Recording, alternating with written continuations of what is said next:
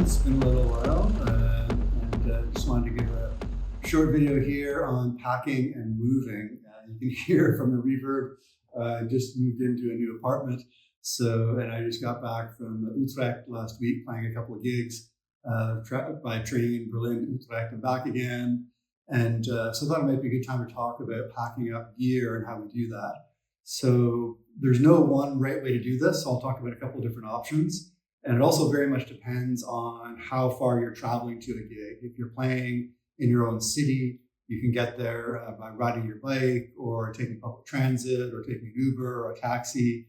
If you're playing regionally, certainly in Europe and in some parts of North America, you can take the train, which is kind of nice because you don't have to worry about weight limits or space or sizes. And then if you're traveling longer distances, you may have to fly.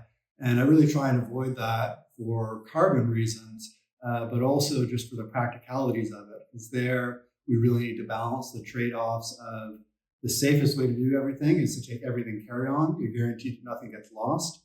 But then you're actually dealing with the weight limits, making sure it'll fit in carry-on size requirements. And sometimes it makes it quite interesting traveling through security, especially if you've got modular with wires and cables and everything. Security guards can give you a second look. Or you can check the bags, which is kind of more secure. Everything can be packed. You don't need to worry about traveling through security lineups, but you run that risk of is the bag going to be there at the other end when you play your gig? And there's a couple of things we can manage to talk about with that. So let's get started and talk about it, a couple of different options for packing up. Okay, so what do we do if we really want to protect our gear? So Peli cases are sold as Peli in Europe, Pelican in the US, but same company is really a standard for musicians, photographers, videographers, and so on. The cases themselves are plastic, but they're pretty robust. They've got some smart things, even like an air pressure thing here, so water can't get in. And then when you open it up, there's lots of space to pack things in. It comes with this foam, or you can buy it with foam or without. So it keeps everything nice and secure. Here you can see I've got things kind of layered with my modular on the bottom, using these stands to put on top, the analog rhythm with the sort of a plastic case on top there, and the power cables and everything plugged in. So when I pack this in, one of the key things is making sure nothing's going to move around in there. So the advantage of this is that it's really big. It can fit a lot of gear. That's also the downside, is that the more gear you put in, the more weight it's actually going to be, the heavier it's going to be to carry around. Although it does have a handle and wheels on the bottom there, so you can roll that around over the sidewalks and through train stations and airports and so on. I also have this version, the same manufacturer, but this one is quite a bit smaller. And this actually fits specifically in carry-on sizes, even for the smaller discount airlines like EasyJet and Ryanair in Europe. Similar kind of idea, the padding on the inside. This is a little bit jumbled. I've just literally moved into the new apartment. It's usually more well-packed than this, but same idea, has a handle on the top and then wheels on the bottom so you can wheel it around. So while this will fit in the carry-on, if they do ask you to weigh it, just on its own, the case is almost like half the allowable weight. It's usually 10 kilos. So you may need to check it, but you can feel secure if you do have to check it. Another option is taking more of a backpack approach. So this one is a backpack from Moog that actually came as a special deal with the grandmother that I bought. And it's nice because it's fully padded on the inside.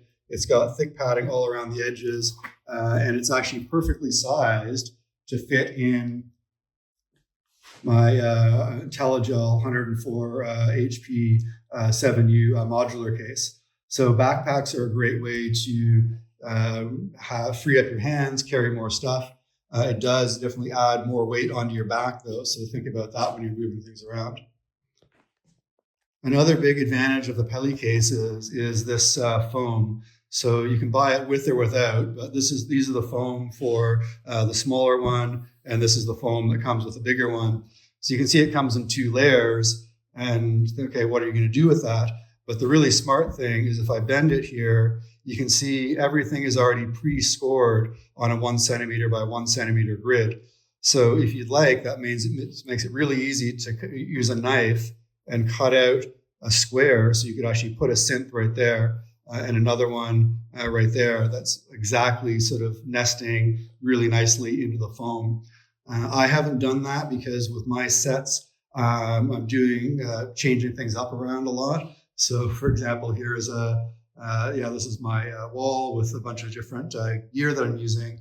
I always use different combinations of this. None of my live sets are ever the same twice. So I'm always sort of playing with different things. But this can be really handy if you're really finalizing your setup and you want to make sure that everything stays rock solid and secure. There's one other piece that I'll just mention. If you do want to pack anything that's pre-patched, you can get these right angle MIDI cables. You can also get right angle audio cables. They may not be at your local store. You may need to buy them on Amazon. They're a little bit of a specialty item, but that's really really nice for packing, because if it's the main cable, if it's plugged into gear, it's really easy for that to just snap off when it gets knocked or things get compressed around it in the case. But with this right angle cable, especially with the TRS, which are quite long, that really makes it much more secure for packing everything together. So if you are going to travel by air and there's going to be any possibility of having to check something or on purpose checking something, there's a couple things we can do just to plan for things if things go wrong. So even if you're going to check most of your stuff, what's the one specific piece of gear that you need to take that you could build your set around? For me, it's the Octatrack. So if I have that, I can borrow other gear, I can figure something out, I can even just buy a synth at a local shop and make a set work with that. And realistically, what I actually need is just a compact flash card. So that's one of the things that we can really do, is make sure for if you have any synths like an analog rhythm or other synths where you can back up projects and samples like an MPC or anything like that, back all it up to computer, make sure you have that. If you have any synths that have a compact flash or an SD card, copy the full contents of those cards to your laptop and take the cards with you on the plane, and even make a backup copy so you have 2 copies of those. Then you're set, so if things go horribly wrong. So with my set, for example, if I checked everything and my Octatrack went missing, my analog rhythm went missing, and my modular stuff went missing, I could borrow someone's Octatrack, just shove in the compact flash card and be good to go. I could borrow a analog rhythm, load my project, which includes all the samples and patterns and sounds and all those kind of things, ready to go. Modular is a bit different, but I could borrow a synth or figure out some way to do that. So that kind of gives you options of that worst case scenario, but what happens if things don't make it to the other end. So with that gives you a couple of different options there. I will also say that these have been my approach. There's some interesting approaches, and I'll put a couple of links down below to people that are using more like pedal effects boards or flight cases, packing everything in one go. Ricky Tinez just did a series of videos talking about his live setup. That doesn't really work for me because I'm changing my setup all the time. So it doesn't really make sense for me to buy a perfect case and have everything there. But if that does work for you, check out those videos, because it is quite nice to have everything plugged in, just lift that case up on the table. But as I showed earlier, there's ways we can kind of go halfway with that stand, but having some of those kind of things half plugged in and be ready to go. So thanks for listening. Hope this was helpful. Thanks for putting up with the sound in my brand new apartment. There's all the natural reverb here, but that'll get better.